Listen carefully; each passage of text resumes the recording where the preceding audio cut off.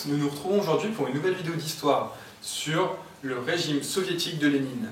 Lors de la dernière vidéo d'histoire, nous avions vu la révolution russe. Nous avions vu que Lénine avait pris le pouvoir, que suite à cela, il avait déplacé la capitale de Petrograd à Moscou, puis il avait également lancé les premiers décrets, les décrets de novembre, qui avaient confisqué les terres nobles et nationalisé les usines, ainsi que les banques bien sûr.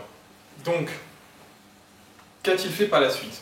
Il faut savoir que dès 1918, le parti bolchevique devient le seul parti politique autorisé dans le parti. Le parti bolchevique règne au nom du prolétariat. Ce que l'on appelle prolétariat, c'est l'ensemble des ouvriers et des paysans.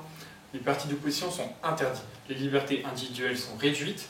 Pour se présenter à une élection, il faut d'abord avoir l'accord du parti. L'autorisation donc du parti communiste. Le parti contrôle donc d'une main ferme le pouvoir. Il est vraiment impossible de s'opposer au parti. Toutefois, bien que Lénine fasse tout pour rendre le pouvoir le plus inatteignable possible, dès 1918, une première contre-attaque est lancée. Ce sera d'ailleurs la seule. Elle est lancée par les Blancs. Ce sont les personnes pro-tsaristes qui souhaitent un retour du tsar au sein du pays.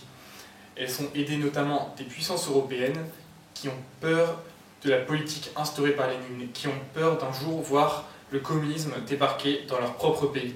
Elles souhaitent donc s'attaquer au problème à la souche, en Russie, en essayant de renverser Lénine. Il s'agit donc d'une guerre civile, à l'occasion de laquelle les bolcheviks vont instaurer un communisme de guerre. C'est-à-dire qu'il s'agit d'un régime dictatorial qui va nationaliser l'industrie et le commerce. Les récoltes agricoles seront réquisitionnées afin de nourrir notamment l'armée. L'armée rouge, ou l'armée simplement donc du régime, l'armée bolchevique, est dirigée par Trotsky qui l'a mise en place. Elle va sortir finalement vainqueur de cette guerre de 3 ans en 1921. Néanmoins, à l'issue de cette guerre, bien que le parti ait gagné, le pays est ravagé.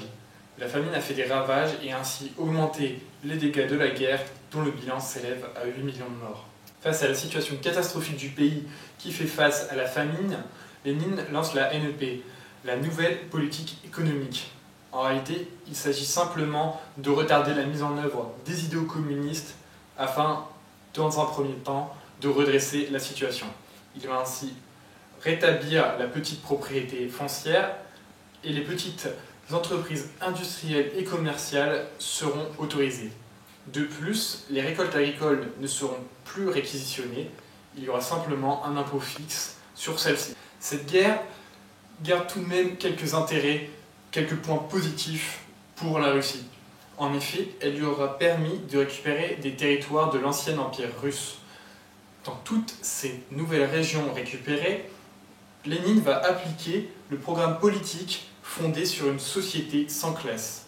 C'est-à-dire que le pouvoir de la bourgeoisie est supprimé, le contrôle du pays est donné au prolétariat, donc les soldats, les ouvriers et les paysans révolutionnaires, et les domaines de grands propriétaires, donc la noblesse et l'église, sont confiés aux paysans sans aucun paiement, ils sont simplement confisqués. Au final, le 30 décembre 1922, la Russie va devenir l'URSS, l'Union des républiques socialistes soviétiques. Il s'agit donc d'un État fédéral. Ce qu'on appelle État fédéral, c'est un État souverain au sein duquel se trouvent différentes républiques ayant certaines libertés. Dans le cas de l'URSS, elles pourront notamment une certaine liberté en matière de justice, de santé et d'instruction. Mais pour tout ce qui est affaires étrangères, défense et économie, c'est l'URSS qui aura toujours le dernier mot. On peut dire que si Trotsky, qui était donc l'allié de Lénine, prônait une révolution permanente, souhaitant installer le communisme dans le monde entier, souhaitant donc entraîner une vague de révolution qui se répandrait à travers le monde, Lénine, quant à lui, souhaitait d'abord, dans un premier temps, privilégier la construction d'un communisme très développé en URSS. C'est donc cette politique qui aura le dernier mot, étant donné que c'est Lénine qui est à la tête du parti. Néanmoins, quelques années plus tard, Lénine va mourir, ce qui va apporter de grands changements dans le pays.